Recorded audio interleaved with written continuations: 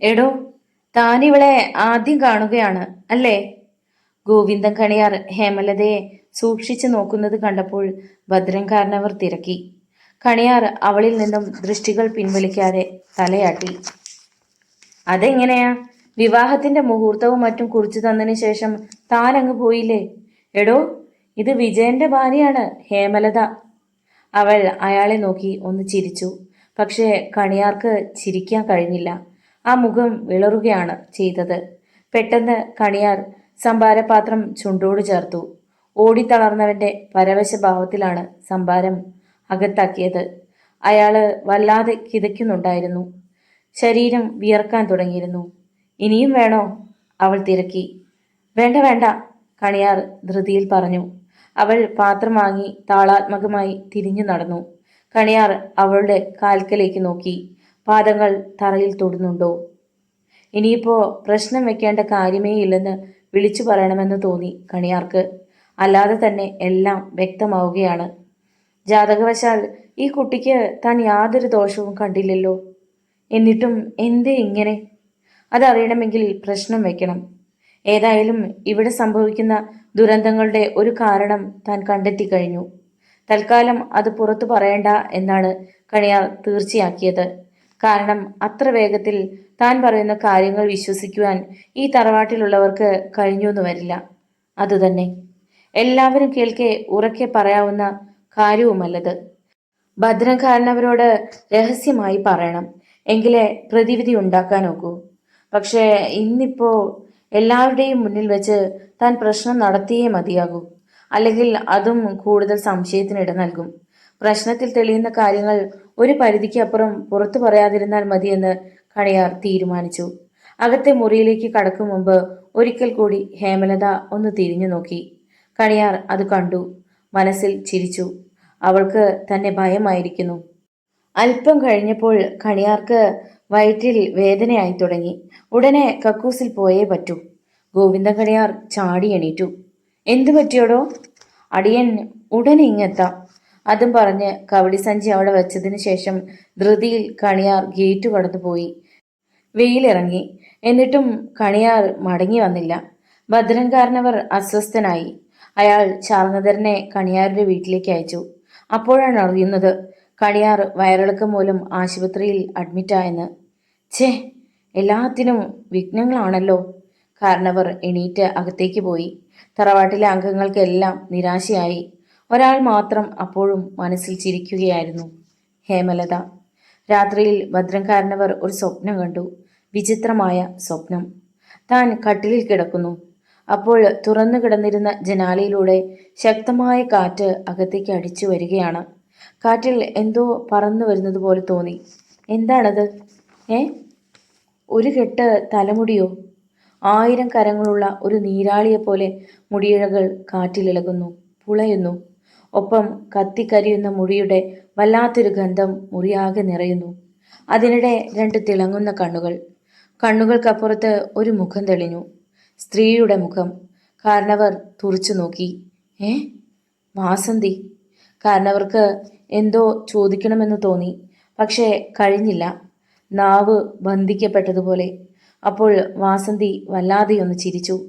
കുപ്പിച്ചില്ലുകൾ വാരി വിതറും പോലെയുള്ള ചിരി. തുടങ്ങിയിട്ടേയുള്ളൂ കാരണവരെ ഞാൻ. ഒന്നിനെയും ബാക്കി വെക്കില്ല. കണ്ണു തുറന്ന് കണ്ടോളൂ.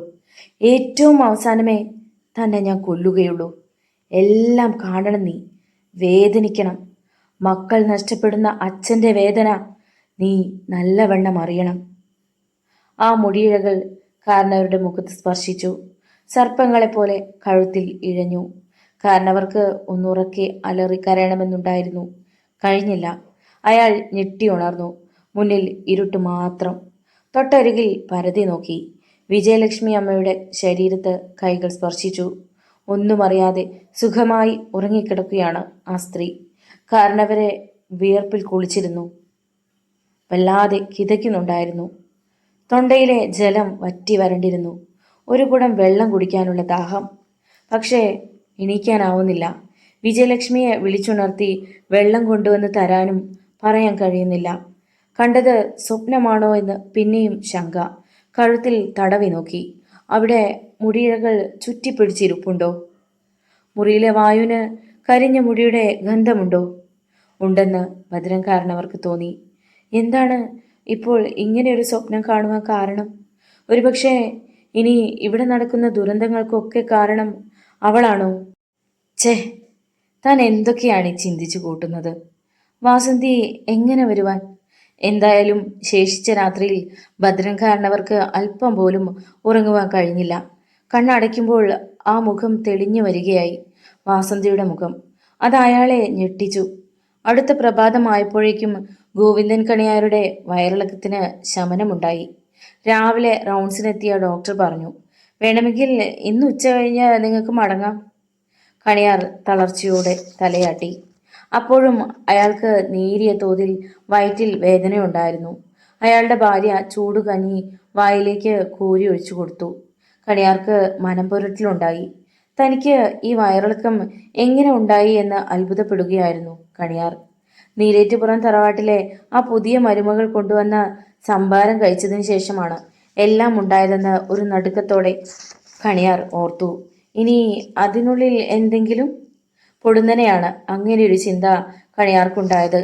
താൻ നടത്താനിരുന്ന പ്രശ്നം മുടക്കുവാൻ വേണ്ടി സംഭാരപാത്രം വാങ്ങി തിരികെ പോകുമ്പോൾ അകത്തേക്ക് കയറാൻ നേരം അവൾ തിരിഞ്ഞൊന്ന് നോക്കിയത്. എന്തായിരുന്നു ആ നോട്ടത്തിന്റെ അർത്ഥം?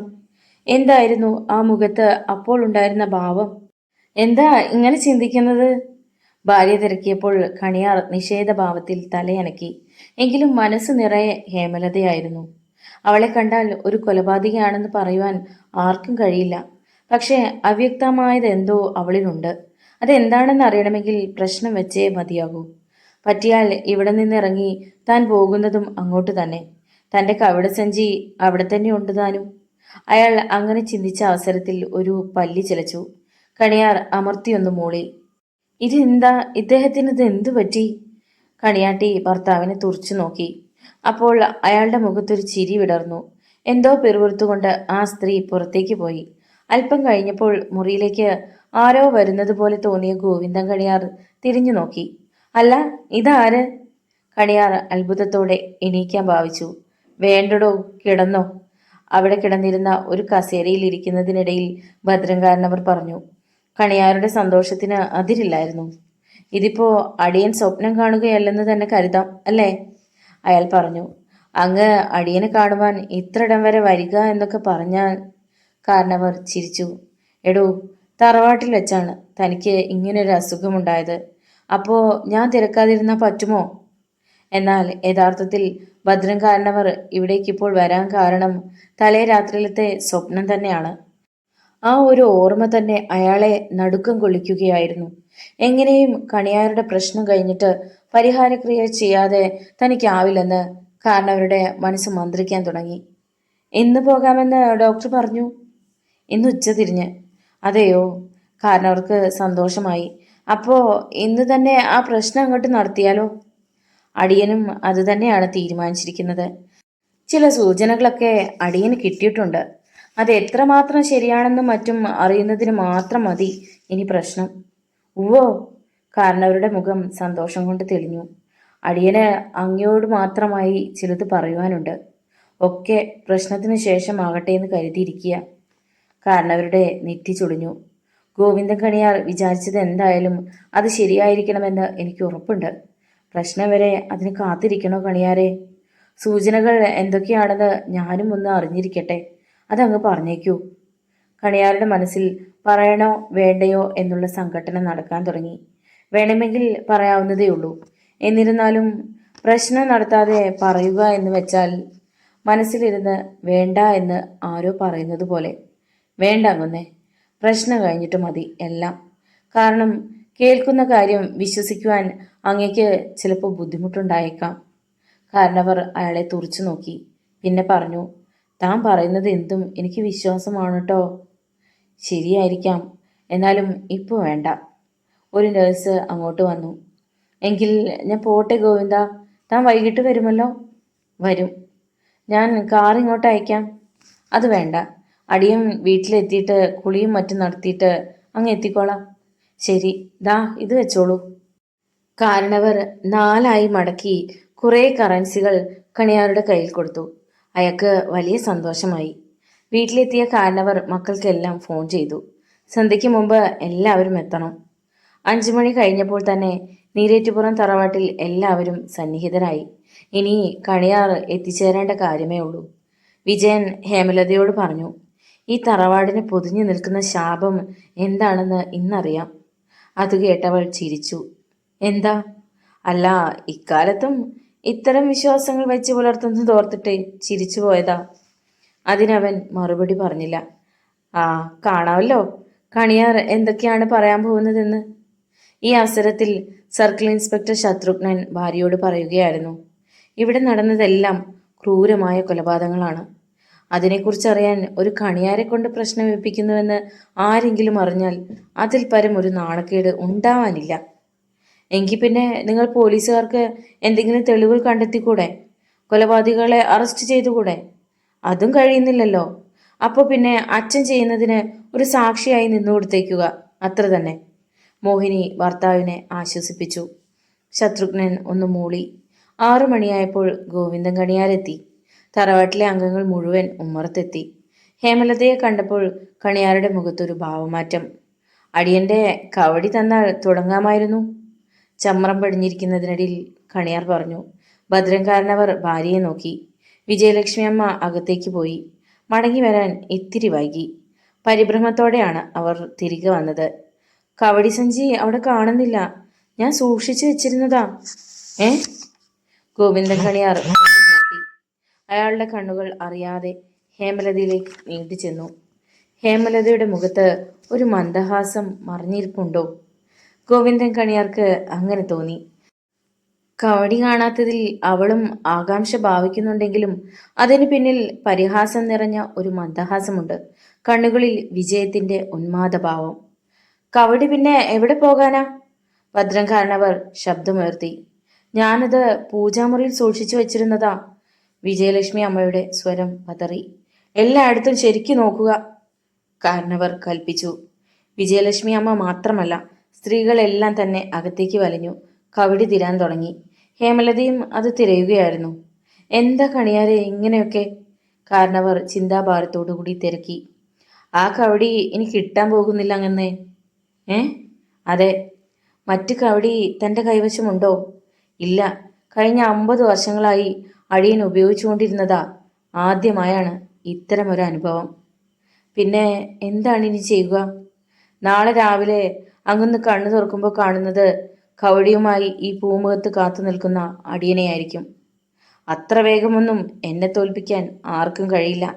വരച്ച വരയിൽ തന്നെ നിർത്തും ഞാൻ. ചെയ്ത കാര്യങ്ങളൊക്കെ മണി മണി പോലെ പറയിക്കും. താൻ പറഞ്ഞതൊന്നും എനിക്ക് മനസ്സിലാകുന്നില്ലല്ലോ. കാരണവർ നെറ്റി ചൊടിച്ചു.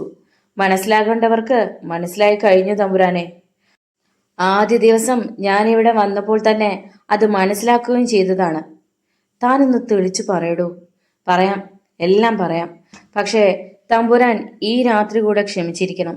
നാളെ രാവിലെ അടിയനത് പറയുമ്പോൾ ഞെട്ടാതിരിക്കണം.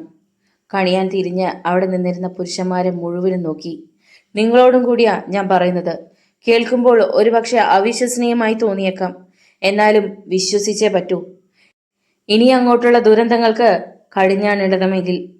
ശത്രുഘ്നന് അയാളുടെ പ്രസംഗത്തിൽ അത്രയൊന്നും താല്പര്യം തോന്നിയില്ല. മറ്റുള്ളവരൊക്കെ ശ്രദ്ധയോടെ നിൽക്കുകയായിരുന്നു. കണിയാർ എണീറ്റു. കാരണവരോട് യാത്ര പറഞ്ഞിറങ്ങി. ഇലഞ്ഞിയുടെ ശിഖരത്തിലിരുന്ന് ഒരു പുള്ള് വികൃതമായി ശബ്ദിച്ചു. കണിയാർ അങ്ങോട്ടൊന്ന് ശ്രദ്ധിച്ചു. പിന്നെ ധൃതിയിൽ പുറത്തേക്ക് കാൽവെച്ചു. മതിൽ കെട്ട് കടന്നതും എങ്ങു നിന്നോ ചാട്ടുളി കണക്കെ പാഞ്ഞു വന്ന ഒരു കാക്ക അയാളുടെ തലയിൽ കൊത്തി. ഓഹോ, അപ്പോൾ അത്രയിടം വരെ ആയി അല്ലേ? കണിയാർ പല്ലു കടിച്ചു. തൊട്ടടുത്ത തെങ്ങിൽ ചെന്നിരുന്ന് ആ കാക്ക കത്തിമുന പോലെയുള്ള ചുണ്ടു പിളർന്നു കാട്ടി. നേരം സന്ധ്യയായി. നീരേറ്റുപുറം തറവാട്ടിൽ നിലവിളക്ക് തെളിഞ്ഞു. വിജയലക്ഷ്മി അമ്മ വിളക്കിനു മുമ്പിലിരുന്ന് നാമം ജപിച്ചു. ഹേമലത അടുക്കളയിൽ ഏട്ടത്തിമാരോടൊപ്പം കൂടി. വളരെ നാളുകൾക്ക് ശേഷമാണ് അങ്ങനെ എല്ലാവരും കൂടി ഒന്ന് ഒത്തുചേർന്നത് തന്നെ. എന്നാലും ആ കവടി എവിടെ പോവാനാ? കൗസല്യ പറഞ്ഞു. അമ്മ അത് മറ്റെവിടെയെങ്കിലും കൊണ്ടുചെന്ന് വെച്ചിട്ടുണ്ടാവും. പങ്കജം മറുപടി നൽകി. ആ അഭിപ്രായത്തോട് എല്ലാവരും യോജിച്ചു. അതുതന്നെയാവും ശരി. നല്ല നിലാവുള്ള രാത്രിയായിരുന്നു അത്. നമുക്ക് ഇത്തിരി നേരം പുറത്തിരുന്ന് കാറ്റുകൊണ്ടാലോ? ഹേമലത ഭർത്താവിനെ നോക്കി. ഈ രാത്രിയിലോ? വിജയൻ അമ്പരപ്പോടെ ചോദിച്ചു. അതെ, നിലാവിൻ്റെ വെളിച്ചത്തിൽ ചേട്ടൻ്റെ മടിയിൽ തലവെച്ച് കാറ്റും കൊണ്ട് വർത്തമാനം പറഞ്ഞങ്ങനെ കുറേ നേരം. വേണ്ട കേട്ടോ, അവൻ തുടർന്നു. ഇവിടെ ഇപ്പോൾ ഉണ്ടായിക്കൊണ്ടിരിക്കുന്ന സംഭവങ്ങളുടെ നിജസ്ഥിതി അറിയാത്ത സ്ഥിതിക്ക് പുറത്തേക്കൊന്നും ഇറങ്ങുന്നത് നന്നല്ല. പുറത്ത് ഒരു കൊലയാളി ഒളിച്ചിരിപ്പില്ലെന്ന് എങ്ങനെ അറിയും? അടഞ്ഞു കിടക്കുന്ന മുറിക്കുള്ളിൽ കടന്നു വന്ന് കൊലപ്പെടുത്താമെങ്കിൽ പിന്നെ അയാളെന്തിനു പുറത്ത് കാത്തു നിൽക്കണം? പിന്നെ മരിക്കാനാണ് വിധിയെങ്കിൽ ആർക്കും തടയാനാവില്ല വിജയേട്ടാ. ഇവിടെ ഇപ്പോൾ പുറത്തിറങ്ങാൻ വിജയേട്ടന് പേടിയാണെങ്കിൽ അത് പറഞ്ഞാൽ മതി. അയാളുടെ മുഖത്തൊരു വിളറിയ ചിരി പടർന്നു. ഹേമലത മുറിയിലെ ലൈറ്റ് ഓഫ് ചെയ്തിട്ട് ജനാലയ്ക്കൽ ചെന്ന് നിന്നു. പുറത്ത് പരന്നു കിടക്കുന്ന നിലാവ്, കൃഷിത്തോട്ടങ്ങളും മറ്റും നിലാവിൽ കുളിച്ച് നിൽക്കുകയാണ്. തണുപ്പുള്ള ഒരു കാറ്റ് വീശി വന്നു. അവൾക്ക് അനിർവചനീയമായ ഒരു കുളിർമ തോന്നി. പിണങ്ങിയതാണോ? അവളുടെ തോളിൽ കൈവച്ചുകൊണ്ട് വിജയൻ തിരക്കി. അവൾ തിരിഞ്ഞു നോക്കി. പിന്നെ നേർത്ത പുഞ്ചിരിയോടെ അറിയിച്ചു, അല്ല. അവനും അവളോട് ചേർന്ന് നിന്നു. കൈകൾ അവളെ ചുറ്റിപ്പിടിച്ചു. ചൂട് നിശ്വാസങ്ങൾ അവളുടെ കഴുത്തിൽ പതിഞ്ഞു. അവൾ ശിരസ് പിന്നോട്ട് ചായ്ച്ചു. അവൻ്റെ ചുണ്ടുകൾ അവളുടെ കഴുത്തിലും കവിളിലുമൊക്കെ അമർന്നു. രക്തത്തിന് ചൂട് പിടിക്കുകയായിരുന്നു. ഹേമലതയുടെ ശ്വാസഗതിക്ക് വേഗതയേറി. ജനാലയ്ക്കിൽ ഒരു കാറ്റ് വട്ടം ചുറ്റി നിൽക്കുന്നത് ഇരുവരും അറിഞ്ഞില്ല. ഹേമേ, അവൾ ഈണത്തിൽ മൂളി. പുറത്തെ കാറ്റിന് ഇത്തിരി കൂടി ശക്തിയേറി.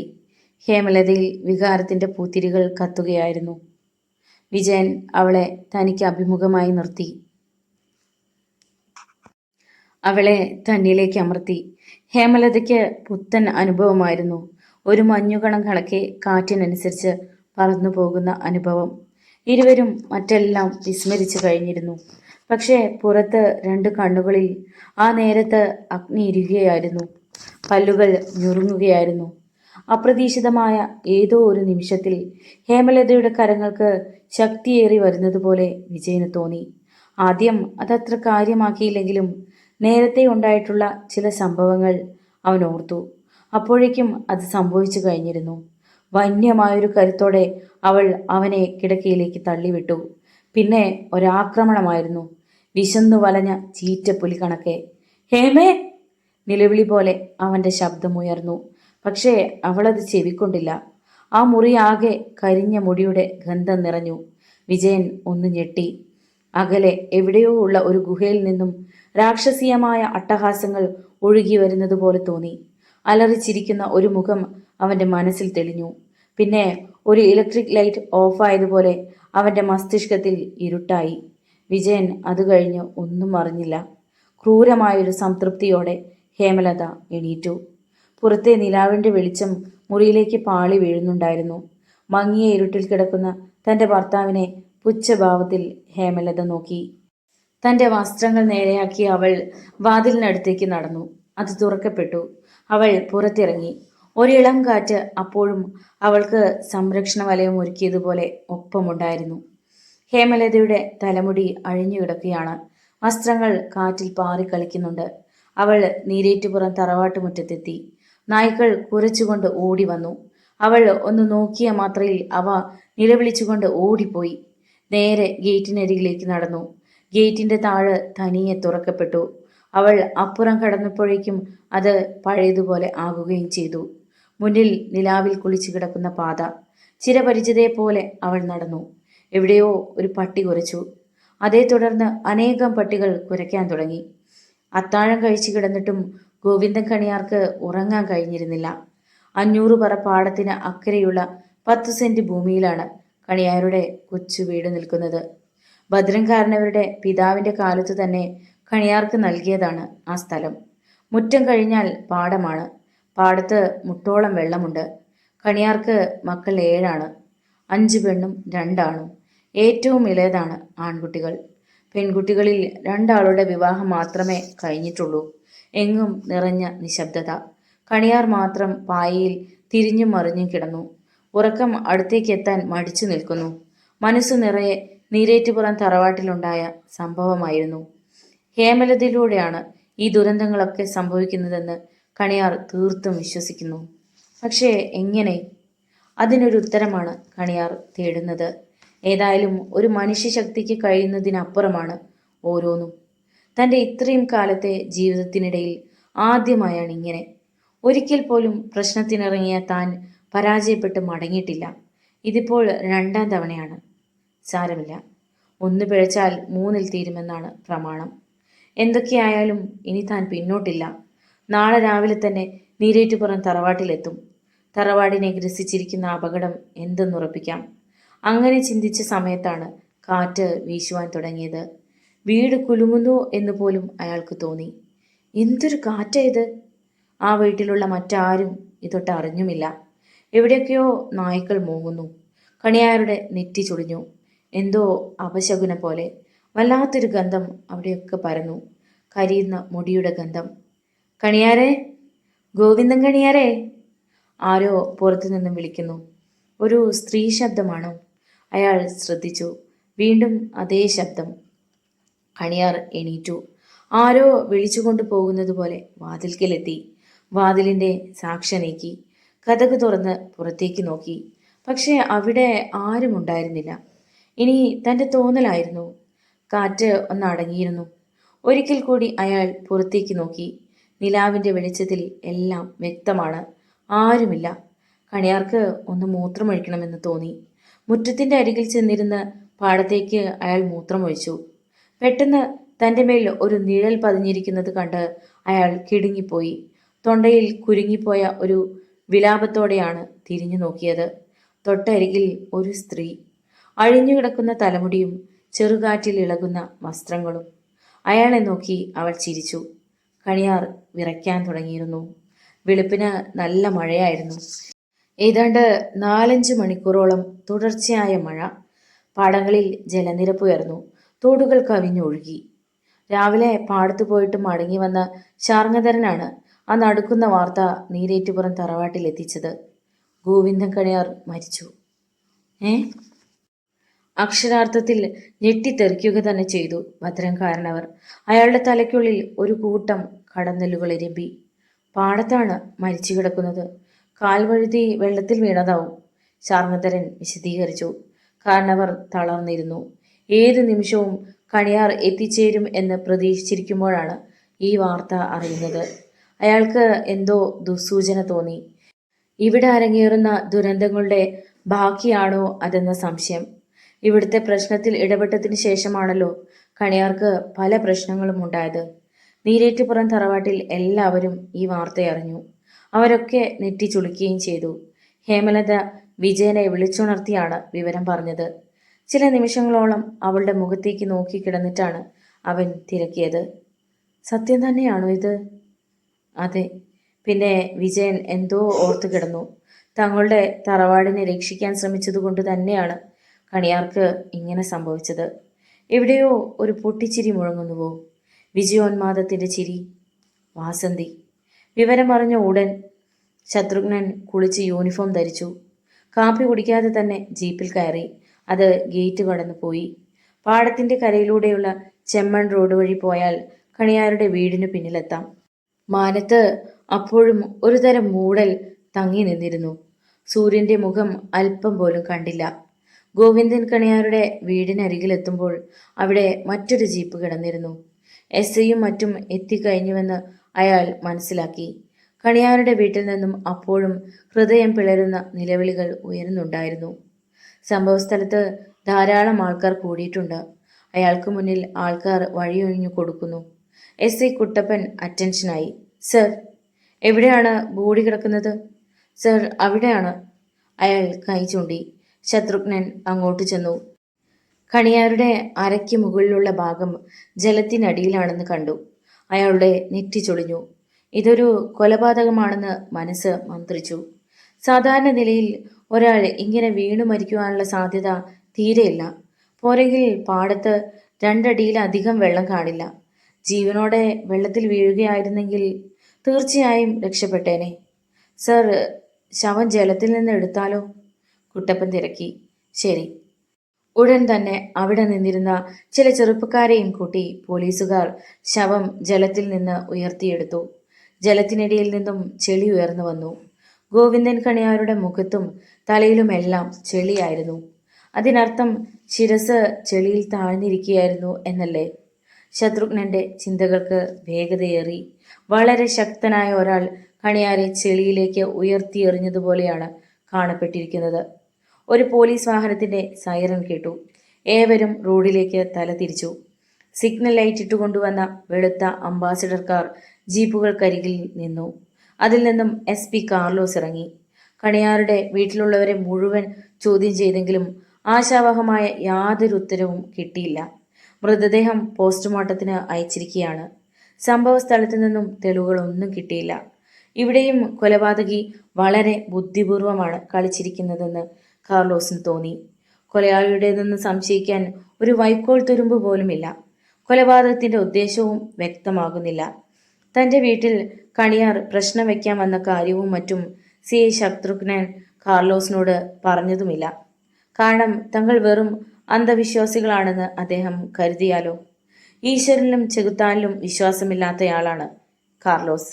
കുറ്റവാളികളോട് കണ്ണിൽ ചോരയില്ലാതെ പെരുമാറുന്നവൻ എന്ന പേരാണ് അയാൾ നേടിയെടുത്തിരിക്കുന്നത്. അതുകൊണ്ട് തന്നെ ഡിപ്പാർട്ട്മെന്റിലുള്ളവർ പോലും അയാളെ രഹസ്യമായി വിളിക്കുന്ന ഒരു പേരുണ്ട്, ചെകുത്താൻ കാർലോസ്. അസംതൃപ്തമായ മനസ്സോടെയാണ് കാർലോസ് അവിടെ നിന്നും മടങ്ങിയത്. കാറിന്റെ പിൻസീറ്റിൽ ചാരിക്കിടക്കുമ്പോൾ കാർലോസിന്റെ ചിന്തകൾ ആകാശത്ത് വട്ടമിട്ട് പറക്കുന്ന ഒരു കഴുകനെ പോലെയായിരുന്നു. എവിടെയെങ്കിലും ഒരു ഇര പതുങ്ങിയിരിപ്പുണ്ടോ? ആരും ചിന്തിക്കുക പോലും ചെയ്യാത്ത ഒരു തെളിവ്. ദിവസങ്ങൾ പിന്നെയും കൊഴിഞ്ഞു വീണുകൊണ്ടിരുന്നു. എല്ലാവരും ഭയപ്പെട്ടിരുന്നത് പോലെയുള്ള അനിഷ്ട സംഭവങ്ങളൊന്നും നീരേറ്റുപുറം തറവാട്ടിൽ ഉണ്ടായില്ല. ജീവിതം സാധാരണ പോലെ നീങ്ങി. അവിടെ നഷ്ടമായിരുന്ന ശാന്തി തിരിച്ചു വരികയായിരുന്നു. ഒരു സായാഹ്നം ഹേമലത വീടിനു പിന്നിലുള്ള മാവിൻ ചുവട്ടിൽ കാറ്റേറ്റിരിക്കുകയായിരുന്നു. കുട്ടികൾ അവിടെ അക്കു കളിക്കുകയാണ്. അത് കണ്ടപ്പോൾ അവളും ഓർത്തു തൻ്റെ ബാല്യകാലം. എന്താ, കുട്ടികളുടെ കൂടെ കൂടുന്നോ? ശബ്ദം കേട്ട് ഹേമലത തിരിഞ്ഞു നോക്കി. ചിരിച്ചുകൊണ്ട് നിൽക്കുന്ന മോഹിനിയേട്ടത്തി. ഞാൻ വെറുതെ. അവളും ചിരിച്ചു. ഏട്ടത്തി വീടിനുള്ളിലേക്ക് കയറിപ്പോയി. മാവിൻ്റെ നിഴൽ തറവാടിൻ്റെ അരികിലോളം ചെന്നെത്തിയിരുന്നു. ഹേമലത പതിയെ എണീറ്റ് തെക്കുപുറത്തേക്ക് നടന്നു. ഗോപാലൻ പശുക്കളെയെല്ലാം തൊഴുത്തിൽ കയറ്റി കെട്ടുകയാണ്. അവളുടെ കണ്ണുകൾ കാടി തിളപ്പിക്കുന്ന അടുപ്പിലേക്കൊന്ന് പാളി വീണു. അതോടെ നെറ്റിക്കിരുവശത്തും പെരുപ്പ് അനുഭവപ്പെട്ടു. പിന്നെ ഉൾക്കണ്ണിൽ നേരത്തെ കണ്ടിട്ടുള്ള കാഴ്ചകൾ തന്നെ. അവൾ തൊടിയിലേക്കിറങ്ങി. കുറേ നടന്നു കഴിഞ്ഞപ്പോൾ ഒരു ഭാഗത്ത് കുറേ കാട്ടുചെടികൾ വളർന്നു നിൽക്കുന്നത് കണ്ടു. അവിടെ മാത്രം വെട്ടും കിളയുമില്ലാതെ കിടക്കുകയായിരുന്നു. അവൾക്ക് അത്ഭുതം തോന്നി.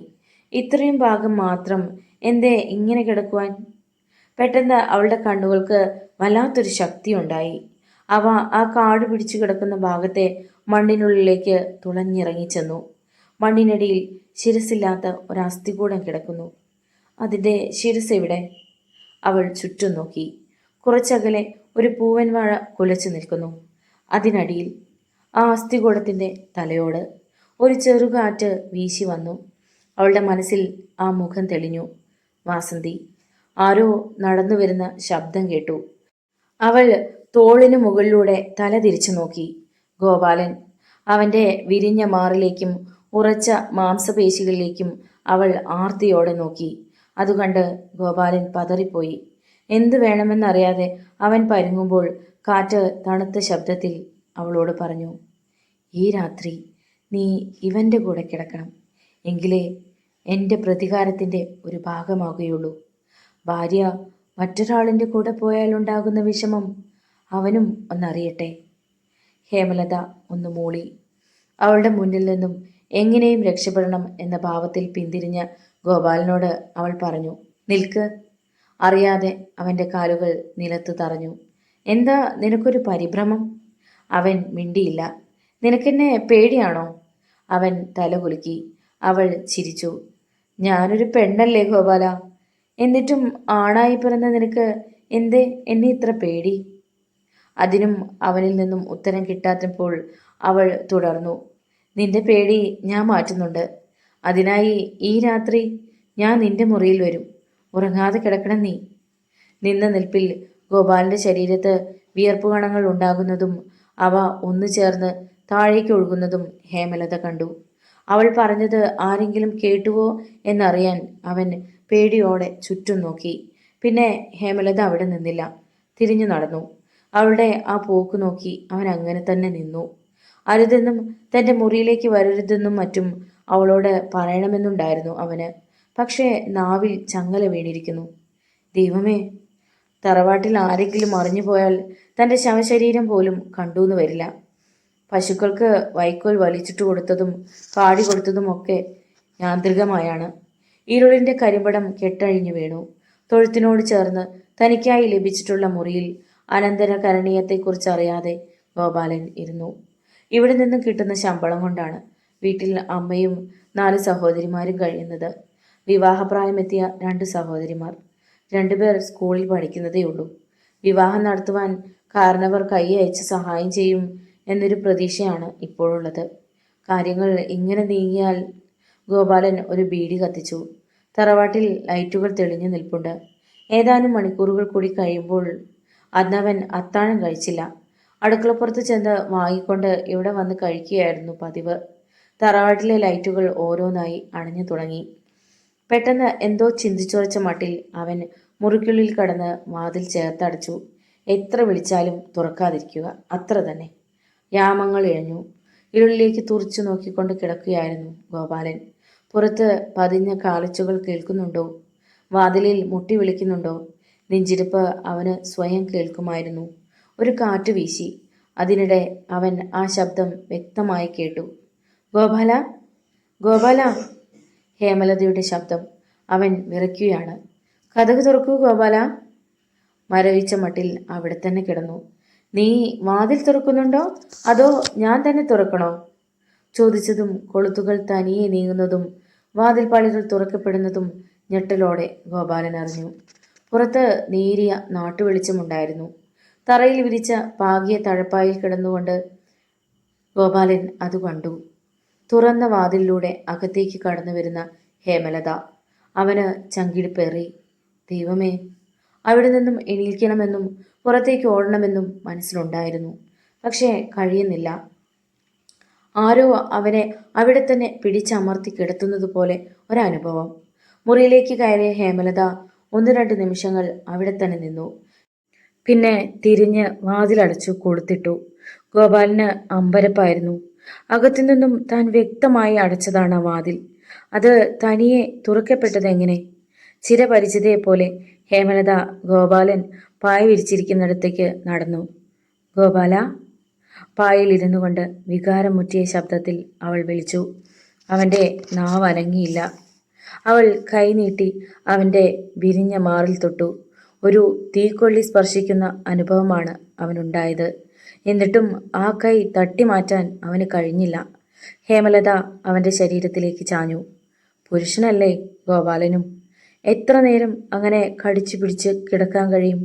ക്രമേണ അവൻ്റെ രക്തത്തിനും ചൂട് പിടിക്കാൻ തുടങ്ങി. ഈ അവസരത്തിൽ ഗാഠനിദ്രയിലായിരുന്ന വിജയൻ ആരോ തൻ്റെ പേര് ചൊല്ലി വിളിക്കുന്നത് പോലെ തോന്നിയപ്പോൾ കണ്ണുകൾ തുറന്നു. മുറിയിൽ ഇരുട്ട് മാത്രം. കൈനീട്ടി അവൻ കിടക്കയിൽ പരതി.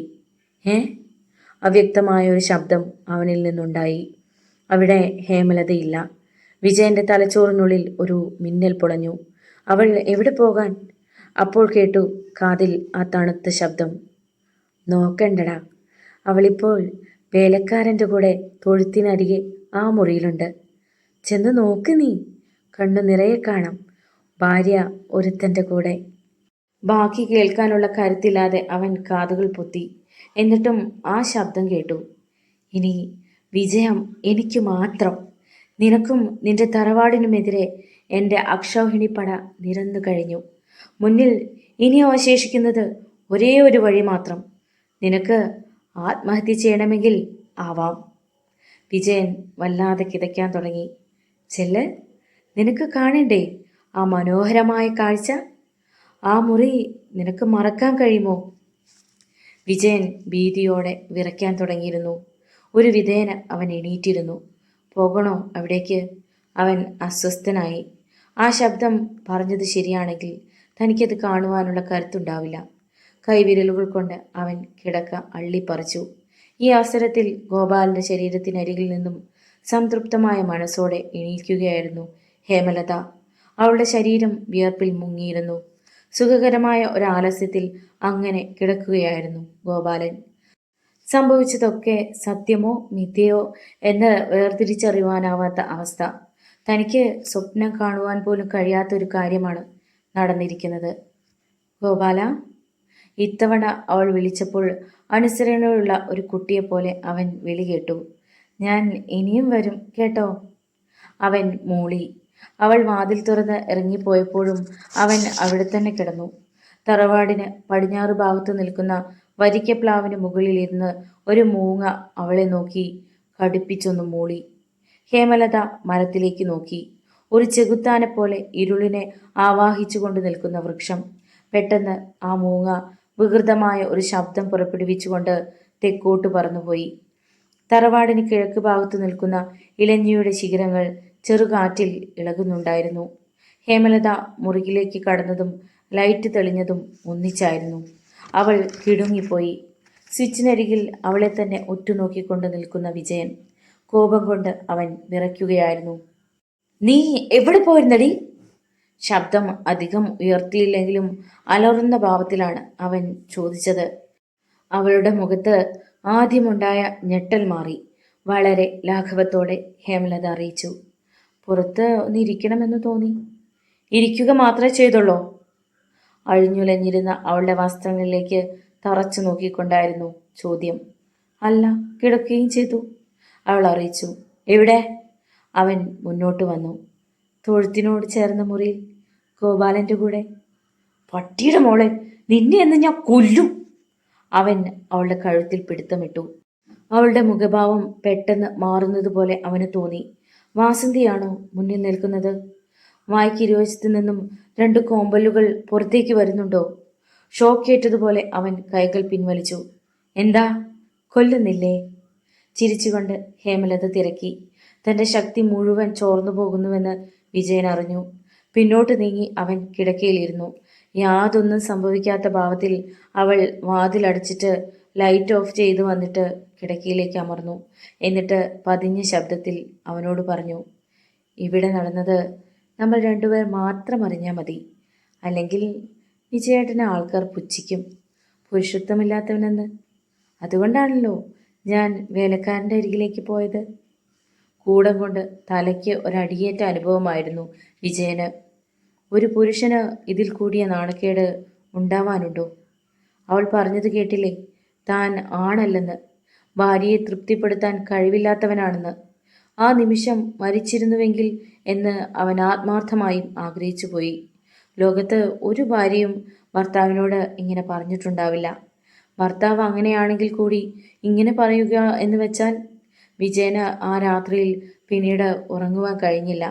എന്നാൽ ഹേമലതയാവട്ടെ ഒന്നും സംഭവിക്കാത്തതുപോലെ സുഖമായി ഉറങ്ങിക്കഴിഞ്ഞിരുന്നു. വെളുപ്പിനെപ്പോഴോ അവൻ്റെ കണ്ണുകളും ഒന്നടഞ്ഞു.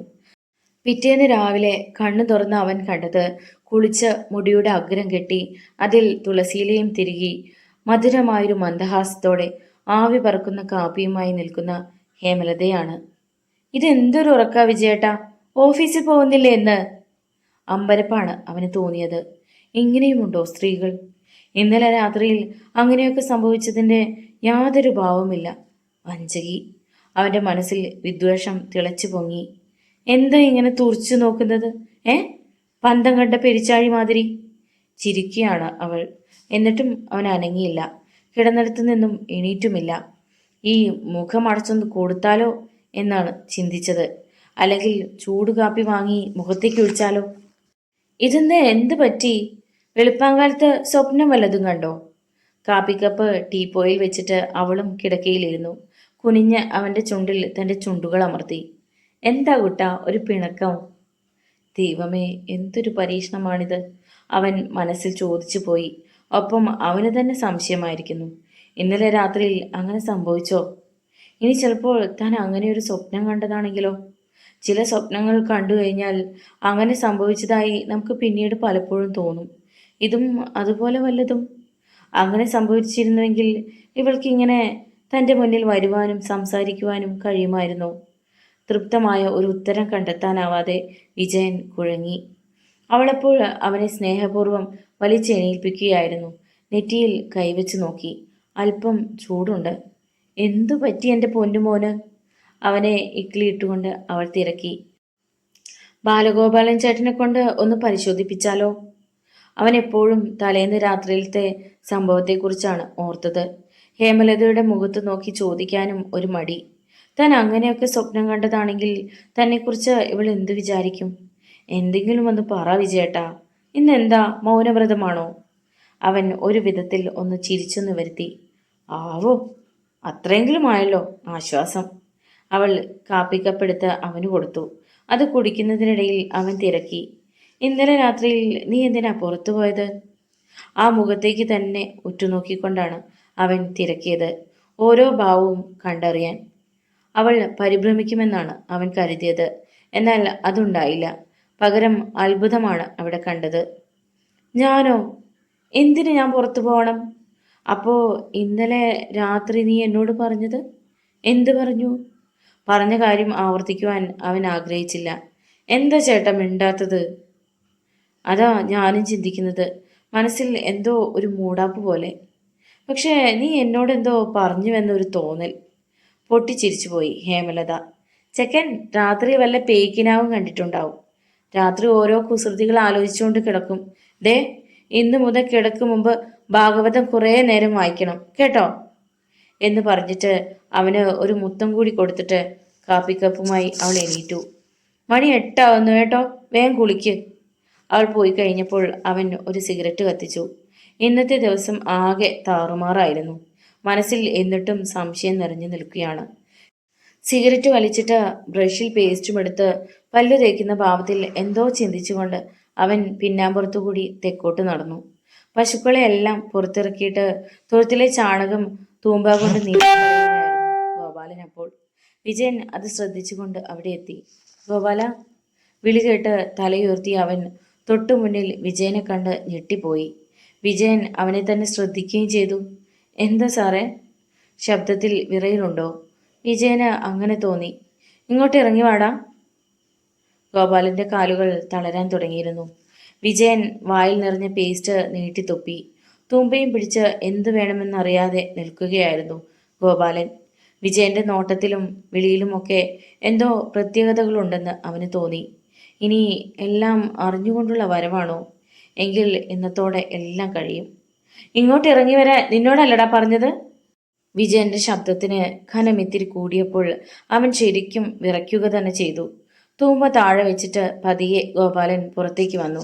ഹൃദയം തകിലടിക്കുകയായിരുന്നു. ഒരു ചെറുകാറ്റ് തെക്ക് നിന്നും വീശി വന്നു. അവന്റെ കാതുകളിൽ അത് ഇങ്ങനെ മന്ത്രിക്കുന്നത് പോലെ തോന്നി. പിടികൊടുക്കരുത്. വിജയന്റെ മുന്നിൽ കുനിഞ്ഞ ശിരസോടെ ഗോപാലൻ നിന്നു. അവൻ കുറ്റവാളിയാണെന്ന് തന്നെ വിജയന് തോന്നി. എന്താടാ തലയോർത്താതെ ചില കള്ളന്മാരെ പോലെ നിൽക്കുന്നത്? ഗോപാലൻ പെട്ടെന്ന് മുഖമുയർത്തി. അവൻ ആ കണ്ണുകളിലേക്ക് തറച്ചു നോക്കി. ഗോപാലൻ പതറി.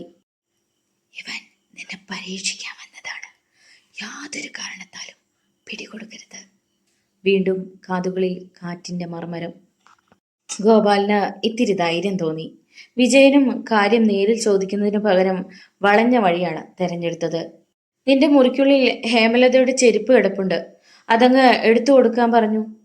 ഗോപാലൻ മുന്നോട്ടൊന്ന് ആഞ്ഞതാണ്. പക്ഷെ പെട്ടെന്ന് വിജയന്റെ തന്ത്രം മനസ്സിലായി. അവന്റെ മുഖത്തേക്ക് നോക്കിക്കൊണ്ട് ഗോപാലൻ തിരക്കി. ഇല്ലല്ലോ സാറേ, കൊച്ചമ്മയുടെ ചെരുപ്പ് എൻ്റെ മുറിയിലില്ല.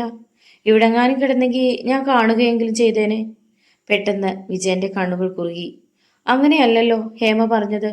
ഇന്നലെ അവൾ നിന്റെ മുറിയിൽ വന്നത് നീ നിലവിളിക്കുന്നതായി തോന്നിയപ്പോൾ അവൾ വന്നില്ലേ? മറ്റൊരു തന്ത്രം. അതും ഗോപാലൻ മനസ്സിലാക്കി. സാർ ഇതെന്തൊക്കെയാ പറയുന്നത്? എനിക്കൊന്നും പിടികിട്ടുന്നില്ല. ഞാൻ നിലവിളിച്ചുമില്ല, കൊച്ചമ്മ ഇങ്ങോട്ട് വന്നുമില്ല. വിജയൻ ശങ്കിച്ചു നിന്നു. ഒക്കെ തൻ്റെ സംശയം മാത്രമാണ്. താൻ രാത്രിയിൽ കണ്ട സ്വപ്നം, മനസ്സിൻ്റെ ഓരോ ഭ്രമങ്ങൾ. ഇനി എന്തു പറയണമെന്ന് ചിന്തിച്ചുകൊണ്ട് അവൻ അങ്ങനെ നിൽക്കുമ്പോൾ പിന്നിൽ ഹേമലതയുടെ ശബ്ദം കേട്ടു. അല്ല, ഇവിടെ വന്ന് നിൽക്കുകയാണോ? വിജയനും ഗോപാലനും ഒരേപോലെ അവിടേക്ക് തിരിഞ്ഞു നോക്കി. യാതൊരു ഭാവഭേദവുമില്ലാതെ അവൾ. എന്തായിരുന്നു ഇവിടെ? ഞാൻ വെറുതെ ഗോപാലനുമായി. ഓഫീസിൽ പോകണ്ടേ വിജയേട്ടന്? പോണം. അല്ല, കൊച്ചമ്മയുടെ ചെരുപ്പ്. ഗോപാലൻ തിരക്കി. ചെരുപ്പോ? അവൾ അവനെ തുറച്ചു നോക്കി. അല്ല, എൻ്റെ മുറിയിലുണ്ടെന്ന് സാറ്. എൻ്റെ ചെരുപ്പോ? നിനക്കെന്തോ ഗോപാല, ഭ്രാന്ത് പിടിച്ചോ? ഹേമലത അവനെ തുറച്ചു നോക്കി. സാറാ പറഞ്ഞത്. ഹേമലതയുടെ കണ്ണുകൾ ഭർത്താവിലേക്ക് നീണ്ടു ചെന്നു. വിജയൻ ഒന്ന് പരിങ്ങി. എന്താ വിജയേട്ടാ ഇവൻ ഈ പറയുന്നത്? അവന്റെ മുഖം വിളറിക്കഴിഞ്ഞിരുന്നു. ഗോപാലനെ നോക്കി അവൻ പല്ലു കടിച്ചു. പിന്നെ ഹേമലതയുടെ പിന്നാലെ പോയി. ഗോപാലൻ ആ പോക്ക് നോക്കി നിന്നു. ഒരു തവണയെങ്കിലും അവൾ തിരിഞ്ഞു നോക്കുമെന്ന് വിചാരിച്ചു. പക്ഷേ അതുണ്ടായില്ല. ഗോപാലിന് എന്തോ നിരാശ തോന്നി. ഛേ, കഴിഞ്ഞ രാത്രിയിലത്തെ സംഭവത്തോടുകൂടി അവനൊരു കാര്യം വ്യക്തമായി കഴിഞ്ഞിരിക്കുന്നു. താനിപ്പോൾ ഹേമലത കൊച്ചമ്മയെ വല്ലാതെ ഭ്രമിച്ചിരിക്കുന്നു. എത്രയായാലും മതിയാവാത്ത അപൂർവമായ ഒരു ലഹരി പദാർത്ഥമാണ് അവളെന്ന് തോന്നി. മുറിയിലെത്തിയ ഉടനെ ഹേമലത വിജയനോട് തിരക്കി. ഗോപാലൻ എന്താ ചെരുപ്പിന്റെ കാര്യം പറഞ്ഞത്? അപ്പോ വിജയേട്ടൻ പരുങ്ങുന്നതും കണ്ടല്ലോ. പെട്ടെന്ന് ഒരു ഉത്തരം നൽകുവാൻ അവന് കഴിഞ്ഞില്ല. എന്താ വിജയേട്ടൻ മിണ്ടാത്തത്? അവൾ ചോദ്യം ആവർത്തിച്ചു. അത് പിന്നെ നിന്റെ ചെരുപ്പ് പോലെയുള്ള രണ്ടെണ്ണം തൊഴുത്തിനടുത്ത് കിടക്കുന്നത് പോലെ എനിക്ക് തോന്നി. അത് ആരുടേതാണെന്ന് ഗോപാലിനോട് തിരക്കിയതാ. അത്രയും പറഞ്ഞിട്ട് മറ്റൊന്നും സംസാരിക്കാനുള്ള അവസരം നൽകാതെ വിജയൻ ബാത്റൂമിൽ കടന്നു. വാതിലടഞ്ഞിട്ടും ഹേമലത അവിടേക്ക് തന്നെ നോക്കി നിന്നു. അവൻ പറഞ്ഞത് വിശ്വസിക്കുവാൻ അവൾക്ക് കഴിഞ്ഞിരുന്നില്ല. ഗോപാലിനോട് തന്നെ തിരക്കണം എന്ന് അവൾ മനസ്സിലുറച്ചു. വിജയൻ ഓഫീസിൽ പോയി കുറച്ചു കഴിഞ്ഞപ്പോൾ അവൾ ആരും ശ്രദ്ധിക്കാതെ സൂത്രത്തിൽ തെക്ക് ഭാഗത്തേക്ക് നടന്നു. ഗോപാലൻ അപ്പോൾ വലിയ പാത്രത്തിൽ പശുവിനുള്ള തീറ്റ അടുപ്പിൽ വെക്കുകയായിരുന്നു. അവൾ അടുത്തു ചെന്നപ്പോഴാണ് അവൻ അറിഞ്ഞതു തന്നെ. പൊടുന്നനെ അവന്റെ മുഖത്ത് വല്ലാത്തൊരു തിളക്കമുണ്ടായി. കണ്ണുകളിൽ കാമത്തിന്റെ തിരയിലൊക്കും. അവൾക്ക് പക്ഷേ യാതൊരു ഭാവഭേദവും ഉണ്ടായിരുന്നില്ല. ഗോപാലിനോട് വിജയേട്ടൻ എന്താ ചോദിച്ചത്? ഒന്നും മറച്ചു വെക്കാതെ പറയണം. ഗൗരവം നിറഞ്ഞതായിരുന്നു അവളുടെ ശബ്ദം. ഒരു മാത്ര ഗോപാലിന്റെ നെറ്റിയിൽ ചുളിവുകൾ വീണു. എന്നിട്ടും അവന് മറ്റൊന്നും തോന്നിയില്ല. ഇന്നലെ ഹേമക്കൊച്ചമ്മ എൻ്റെ അരികിൽ വന്നത് വിജയൻ സാർ അറിഞ്ഞോന്ന് ഒരു സംശയം. ഹേമലത മീഴ്ച ഭാവത്തിൽ അവനെ നോക്കി. നീ നീ എന്താ പറഞ്ഞത്? ഞാൻ നിന്റെ മുറിയിൽ വന്നെന്നോ? ഇത്തവണ അമ്പരുന്നത് അവനാണ്. എങ്കിലും പറഞ്ഞു. അതെ. റാസ്കൽ! ഹേമലത പല്ലുകൾ ഞെരിച്ചമർത്തി. ഞാൻ എന്തിന് നിന്റെ മുറിയിൽ വന്നു? എപ്പോ വന്നു? അവളുടെ ആ ഭാവമാറ്റം കണ്ടപ്പോൾ അവൻ ശരിക്കും ഭയന്നുപോയി. തലേന്ന് രാത്രിയിലത്തെ സംഭവം ഒരു സിനിമയിൽ എന്ന പോലെ അവന്റെ മനസ്സിൽ അപ്പോഴും ഉണ്ടായിരുന്നു. പക്ഷേ അതെങ്ങനെ പറയും?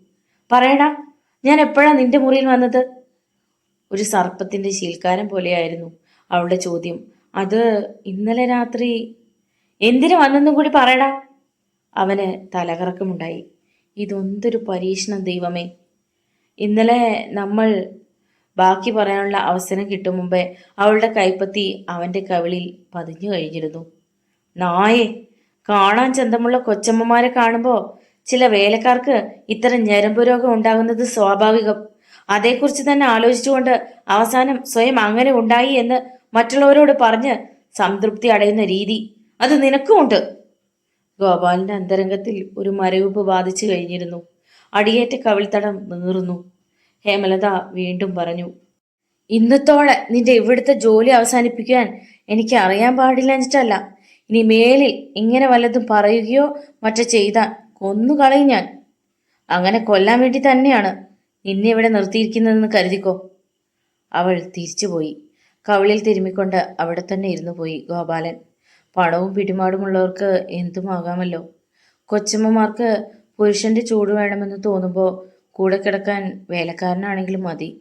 കിടക്കുന്നത് പട്ടുമെത്തയിലാകണമെന്ന് യാതൊരു നിർബന്ധവുമില്ല. ഉൾപ്പടർപ്പുകളിൽ വേണമെങ്കിലും ശയിക്കാൻ തയ്യാർ. പക്ഷേ കാര്യം കഴിയുമ്പോഴോ?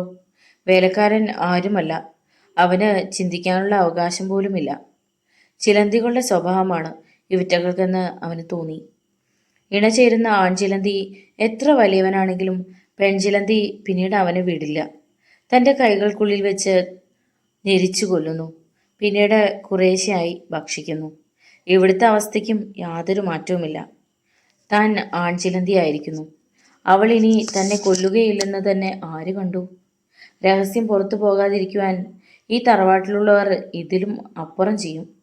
അതിനും താൻ ദൃക്സാക്ഷിയായിട്ടുള്ളവനാണെന്ന് ഗോപാലൻ ഞെട്ടലോടെ ഓർത്തു. ഒരു പശു അമറി. ഗോപാലൻ പരിസരബോധമുള്ളവനായി. പശുക്കൾക്ക് കാടി കൊടുക്കാനുള്ള സമയം കഴിഞ്ഞിരിക്കുന്നു. ഇനി എന്തു വന്നാലും അനുഭവിക്കുക എന്ന് തന്നെ വിചാരിച്ചുകൊണ്ട് അടുപ്പിൽ തീ കൂട്ടുവാൻ തുടങ്ങി. വൈകിട്ട് കുട്ടികളെല്ലാം സ്കൂൾ വിട്ടു വന്നപ്പോൾ അവരുടെ ഒപ്പം ഹേമലതയും കൂടി. പടിഞ്ഞാറ് ഭാഗത്തെ മാവിനൊരുകിൽ അവരോടൊപ്പം കളിക്കാൻ അവളും ഇറങ്ങി. ആഹാ, ഇത് കൊള്ളാമല്ലോ. മോഹിനി അങ്ങോട്ട് വന്നുകൊണ്ട് തിരക്കി. ദേ, ഭർത്താവ് വന്നിരിക്കുന്നു. ഞാൻ അറിഞ്ഞില്ല എന്നും പറഞ്ഞ് അവൾ മുറിയിലേക്ക് പോയി. ഭാര്യ വല്ലാതെ വിയർത്തിരിക്കുന്നുവല്ലോ. കുട്ടികളോടൊപ്പമാണ് കളി അല്ലേ? ഒക്കെ ഞാൻ കാണുന്നുണ്ടായിരുന്നു. ഏതായാലും അച്ഛൻ കാണണ്ട. വിജയേട്ടൻ അങ്ങനെയൊക്കെ പറയാം. ഈ വലിയ വീട്ടിലിരുന്ന് എനിക്ക് ബോറടിച്ചു തുടങ്ങിയിരിക്കുന്നു. എന്നെയും കൂട്ടി ഒന്ന് പുറത്തു പോകുകയോലില്ല. അത്രയേ ഉള്ളൂ കാര്യം. നീ പോയി കടുപ്പത്തിലൊരു ചായ കൊണ്ടുവാ. എന്നിട്ട് തയ്യാറായിക്കോളൂ. നമുക്ക് പുറത്തേക്ക് പോയി കളയാം. റിയലി? യെസ്. അവൾ സന്തോഷത്തോടെ ഭർത്താവിൻ്റെ ചുണ്ടിൽ മുഖമമർത്തി. പിന്നെ വേഗത്തിൽ ചായ എടുക്കാനായി പോയി. രാത്രി 8 മണി. വിജയനും ഹേമലതയും അപ്പോഴാണ് തിരികെ വന്നത്. അവർ പട്ടണത്തിൽ പോയിരുന്നു. മുന്തിയ ഒരു ഹോട്ടലിൽ നിന്നും ചായ കഴിച്ചു. വിജയന്റെ 1-2 സുഹൃത്തുക്കളെ കണ്ടു. വെറുതെ പലയിടങ്ങളിലും ചുറ്റിക്കറങ്ങി. ഹേമലത നല്ല ആഹ്ലാദത്തിലായിരുന്നു. എന്നാൽ അവർ തിരിച്ചു വരുന്നത് കാത്ത് തറവാട്ടിന്റെ മുകളിൽ ഒരു മൂങ്ങ ഇരിപ്പുണ്ടായിരുന്നു. കാറിൽ നിന്നും അവർ ഇറങ്ങിയപ്പോൾ അത് കനപ്പിച്ചൊന്നു മൂളി. പിന്നെ പറന്നു ചെന്ന് ഇലഞ്ഞിയുടെ കൊമ്പിലിരുന്നു. രാത്രി വളർന്നു. നീരേറ്റുപുറം തറവാട്ടിൽ ലൈറ്റുകൾ തെളിഞ്ഞു. അൾസേഷൻ നായ്ക്കൾ എന്തോ കണ്ടിട്ടെന്നവണ്ണം ഉച്ചത്തിൽ കുരയ്ക്കാൻ തുടങ്ങി. അത് കേട്ടുകൊണ്ടാണ് ഹേമലത ഉണർന്നത്. തൊട്ടരികിൽ വിജയൻ നല്ല ഉറക്കത്തിലായിരുന്നു. എണീക്ക്. ആ തണുത്ത ശബ്ദം അവൾ കേട്ടു. ഹേമലത എണീറ്റു. ലൈറ്റ് തെളിക്കാതെ തന്നെ അവൾ മേശയുടെ ഡ്രോ തുറന്ന് കത്രികയെടുത്തു.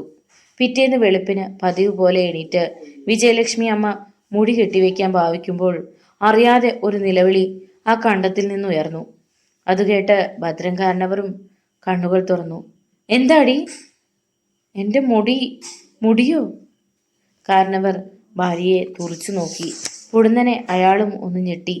1.5 അടിയോളമെങ്കിലും നീളമുണ്ടായിരുന്ന വിജയലക്ഷ്മിയുടെ തലമുടി ആരോ മുറിച്ചു മാറ്റിയിരുന്നു. അങ്ങ് അകലെ എവിടെയോ അലറിച്ചിരിക്കുന്ന ഒരു സ്ത്രീ ശബ്ദം കാരണവർ കേട്ടു. പ്രായം 60ഓട് അടുക്കാറായിട്ടും വിജയലക്ഷ്മി അമ്മയുടെ മുടി അധികമൊന്നും പൊഴിഞ്ഞു പോയിരുന്നില്ല.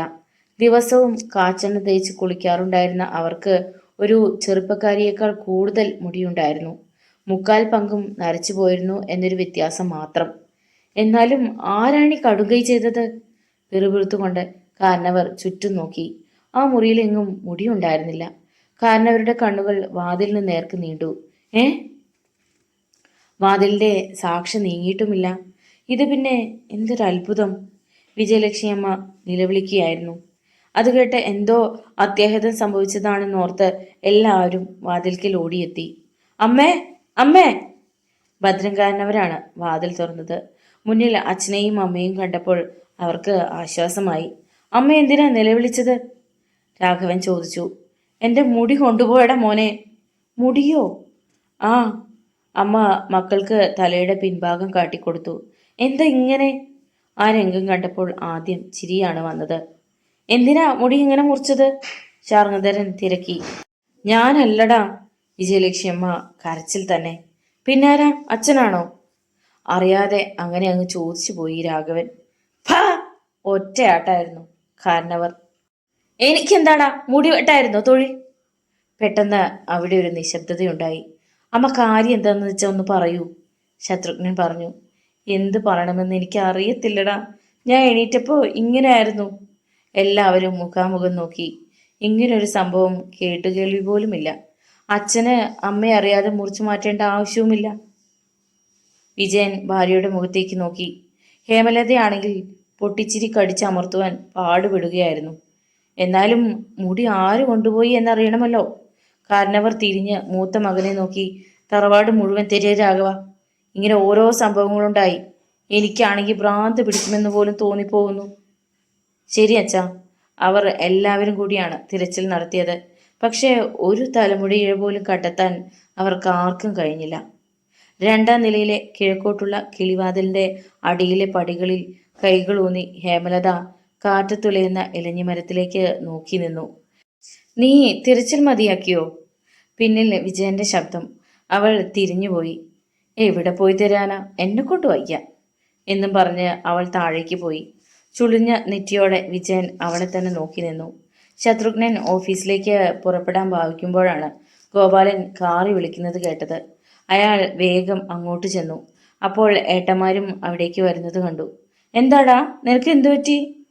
തൊഴുത്തിനരികിൽ നിന്ന് പരുകുന്ന ഗോപാലനോട് ശത്രുഘ്നൻ തിരക്കി. മുടി എവിടെ? അവൻ അടുപ്പിലേക്ക് കൈ ചൂണ്ടി. അറിയാതൊരു ഞെട്ടൽ ശത്രുഘ്നനെ ബാധിച്ചു. അയാളെ മാത്രമല്ല, അവിടേക്ക് വന്ന് ഈ രംഗം കണ്ടവരൊക്കെ വിളറിപ്പോയി. പശുക്കൾക്ക് കാടി തിളപ്പിക്കുന്ന അടുപ്പിനുള്ളിൽ വിജയലക്ഷ്മി അമ്മയുടെ ശിരസിൽ നിന്ന് അറുത്തെടുത്ത മുടി കിടക്കുന്നു. ഏറ്റവും അവസാനം അങ്ങോട്ട് വന്ന ഭദ്രംകാരനവരും വിജയനുമൊക്കെ സ്തബ്ധരായി. വിജയന്റെ നട്ടെല്ലിനുള്ളിൽ ഒരു തരിപ്പുണ്ടായി. അവൻ ദയനീയമായി ഏട്ടന്മാരെയും അച്ഛനെയും നോക്കി. കാരണവർ പോലും സംസാരിക്കാൻ കഴിയാതെ നിൽക്കുകയാണ്. കൺമുന്നിൽ നടുക്കുന്നൊരു രംഗം തെളിയുകയായിരുന്നു. തൻ്റെ ഹൃദയത്തിനുള്ളിൽ ഒരു അഗ്നിഗോളം പതിച്ച പ്രതീതിയായിരുന്നു വിജയന്. അവന് വല്ലാതെ ശ്വാസം മുട്ടി. ഇനി അധിക നേരം അവിടെ നിൽക്കാനുള്ള ശക്തി ഉണ്ടായിരുന്നില്ല വിജയന്. പെട്ടെന്ന് തിരിച്ചു നടന്നു. മുറിയിൽ വിയർത്തൊലിച്ച് വന്നു കയറിയ ഭർത്താവിനെ ഹേമലത സൂക്ഷിച്ചു നോക്കി. എന്തു പറ്റി വിജയേട്ടാ? അവൻ അതിനുത്തരം പറഞ്ഞില്ല. പറയാനുള്ള ശക്തി പോലും ഉണ്ടായിരുന്നില്ല എന്നതായിരുന്നു വാസ്തവം. ഉൾക്കണ്ണിനുള്ളിൽ അപ്പോൾ ചോര പടർന്നൊഴുകുകയായിരുന്നു. മൂക്കിലൂടെ പച്ച ചോരയുടെ ഗന്ധം അരിച്ചരിച്ച് കയറുകയായിരുന്നു. വിവശനായി വിജയൻ കിടക്കയിലേക്ക് വീണു. ഹേമലത എണീറ്റ് ഫാൻ ഓൺ ചെയ്തു. വേഗത കൂട്ടിയിട്ടു. പിന്നെ വന്ന് ഭർത്താവിൻ്റെ അരികിൽ കിടക്കയിലിരുന്നു. എന്തുണ്ടായെന്ന് പറ വിജയേട്ടാ, ഇന്ന് ഓഫീസിൽ പോകുന്നില്ലേ? അവളെ അവൻ കടുപ്പിച്ചു നോക്കി. അവൾ അത് ശ്രദ്ധിക്കാതെ അവൻ്റെ ഷർട്ടിൻ്റെ നെഞ്ചിലെ രോമക്കാടുകളിൽ വിരലോടിച്ചു. ബാലഗോപാലൻ ചേട്ടൻ വിളിക്കട്ടെ, ഒന്ന് പരിശോധിപ്പിക്കാമല്ലോ. വിജയനിൽ ആരോടൊക്കെയോ ഉള്ള അമർഷം അണപൊട്ടി ഒഴുകി. ഒന്ന് പോയി തരാമോ നീ, മനുഷ്യനെ ശല്യപ്പെടുത്താതെ. ഹേമലത ഞെട്ടിപ്പോയി. അവൻ്റെ ഇത്തരം ഒരു ഭാവം അവൾ ആദ്യം കാണുകയായിരുന്നു. പിന്നീട് ഒന്നും മിണ്ടാതെ മുഖം വീർപ്പിച്ചുകൊണ്ട് അവൾ ഇറങ്ങിപ്പോയി. ഈ നേരത്ത് തറവാടിന് തെക്ക് ഭാഗത്തുള്ള തൊഴുത്തിനരികിൽ തന്നെയായിരുന്നു ഭദ്രൻകാരനവരും ബാക്കിയുള്ള മക്കളും. ഈ മുടി എന്തു ചെയ്യണം അച്ഛാ? രാഘവൻ ചോദിച്ചു. കാരണവരും അത് തന്നെ ചിന്തിക്കുകയായിരുന്നു. ഏതായാലും അത് നശിപ്പിച്ചു കളയുന്നതിനോട് അദ്ദേഹത്തിനും ഒട്ടും യോജിപ്പില്ലായിരുന്നു. അതിങ്ങെടുത്തേക്ക്. ശത്രുഘ്നൻ മുന്നോട്ട് നീങ്ങി മുടിയെടുക്കുവാൻ കുനിഞ്ഞതും ഇലഞ്ഞിമരം ഒന്നുലഞ്ഞു. ആരോ പിടിച്ചു കുലുക്കിയതുപോലെ. അടുത്ത നിമിഷത്തിൽ അതിലിരുന്ന വലിയൊരു മൂങ്ങ മിസൈൽ വരുന്നത് മാതിരി ചീറിപ്പാഞ്ഞു വന്നു. മുടിയിലേക്ക് തൊട്ടതേയുള്ളായിരുന്നു ശത്രുഘ്നൻ. പാഞ്ഞെത്തിയ മൂങ്ങ അയാളുടെ നെറ്റിയിൽ ആഞ്ഞു കൊത്തി. ആഹാ! ശത്രുഘ്നൻ പിന്നോട്ട് വേച്ചു. അയാളുടെ നെറ്റി പിളർന്ന് ചോര ചീറ്റി. അസഹ്യമായ നീറ്റലോടെ അയാൾ നിലവിളിച്ചു. കണ്ണുകളെ നനയിച്ചുകൊണ്ട് രക്തം താഴേക്കൊഴുകി. ഒരൽപ്പം കൂടി മാറിയായിരുന്നു ആ മുറിവെങ്കിൽ തീർച്ചയായും ശത്രുഘ്നന് ഒരു കണ്ണ് നഷ്ടപ്പെടുമായേനെ. പ്രഭാകരനും ബാലഗോപാലനും കൂടി ശത്രുഘ്നെ താങ്ങി പിടിച്ചു. ആ മൂങ്ങ അപ്പോഴും അവരുടെ തലയ്ക്ക് മുകളിൽ ചുറ്റി കറങ്ങുകയായിരുന്നു. എല്ലാവരും ഭീതിയോടെ അതിനെ നോക്കി. പെട്ടെന്ന് എങ്ങു നിന്നോ വീശിയെത്തിയ ഒരു കാറ്റ് ആ തലമുടിക്കെട്ടിനെ മുകളിലേക്ക് ഉയർത്തി. വല്ലാത്തൊരു കാഴ്ചയായിരുന്നു അത്. ഏതാണ്ട് 10 അടിയോളം മുകളിലേക്കുയർന്ന ആ മുടിക്കെട്ടിലെ ഓരോ മുടിയിഴകളും ജീവനുള്ള പോലെ ഇളകിപ്പൊളയുവാൻ തുടങ്ങി. 1000 സർപ്പങ്ങളെപ്പോലെ, 1000 കാലുകളുള്ള നീരാളിയെപ്പോലെ അന്തരീക്ഷത്തിലൂടെ ഒഴുകി നടക്കുകയാണത്. ഭദ്രൻകാരനവരുടെ നെഞ്ചിനുള്ളിൽ ഒരു കൊളുത്ത് വീണു. താൻ സ്വപ്നങ്ങളിൽ കണ്ട രംഗത്തിൻ്റെ ആവർത്തനമാണിതെന്ന് അയാൾ അറിഞ്ഞു. അവർ ഇനി എന്ത് സംഭവിക്കുമെന്ന് ഉദ്യോഗത്തോടുകൂടി നോക്കി നിൽക്കെ ആ തലമുടിക്കൊട്ട് മുകളിലേക്ക് ഉയർന്നുയർന്ന് പോയി. ശത്രുഘ്നെ താങ്ങി പിടിച്ചുകൊണ്ട് മറ്റുള്ളവർ വീട്ടിനുള്ളിലേക്കും. ഡോക്ടർ ബാലഗോപാലൻ മുറിവിൽ മരുന്ന് വെച്ച് കെട്ടുമ്പോഴാണ് മോഹിനി ഓടി വരുന്നത്. അയ്യോ, ഇതെന്തു പറ്റി ചേട്ടന്? മോള് നിലവിളിച്ച ആളെ കൂട്ടണ്ട. ഭദ്രൻകാരനവരാണ് മറുപടി നൽകിയത്. ശത്രുഘ്നൻ ഒന്ന് വീണു. നെറ്റി ഇത്തിരി പൊട്ടി, കുഴപ്പമൊന്നുമില്ല. ശരിയാണോ എന്ന ഭാവത്തിൽ അവൾ ശത്രുഘ്നെ നോക്കി. ഒരു പോലീസ് ഉദ്യോഗസ്ഥനായിരുന്നിട്ടും നടന്ന സംഭവങ്ങളുടെ പൊരുളറിയാതെ ബുദ്ധിമുട്ടുകയായിരുന്നു ശത്രുഘ്നൻ. ഇക്കാര്യം ആരോട് പറഞ്ഞാലും അവർ വിശ്വസിക്കുകയില്ലെന്ന് ഉറപ്പാണ്. കണ്ടുനിന്ന തങ്ങൾക്ക് പോലും സ്വപ്നമോ യാഥാർത്ഥ്യമോ എന്ന് തിരിച്ചറിയാനാവാത്ത അവസ്ഥയാണ്. സ്ത്രീകളോ കുട്ടികളോ ഈ സംഭവം അറിയേണ്ട എന്നാണ് ഭദ്രംകാരനവർ വിചാരിച്ചത്. അങ്ങനെ വന്നാൽ അത് കൂടുതൽ കുഴപ്പങ്ങളിലേക്ക് വഴിതെളിക്കുകയുള്ളൂ. അതുകൊണ്ട് തന്നെയാണ് അദ്ദേഹം ശത്രുഘ്നൻ മറിഞ്ഞു വീണതാണെന്ന് മോഹിനിയോട് പറഞ്ഞതും. മറ്റുള്ളവർക്കും അത് മനസ്സിലായി. ഈ നേരത്തെ അടുക്കളയിൽ മറ്റൊരു സംഭവം നടക്കുകയായിരുന്നു. വേലക്കാരികളോടൊപ്പം വിജയലക്ഷ്മി അമ്മയും കൗസല്യയും സുശീലയും ഉണ്ടായിരുന്നു അവിടെ. അടുപ്പിൽ തീ എരിയുന്നുണ്ടായിരുന്നു.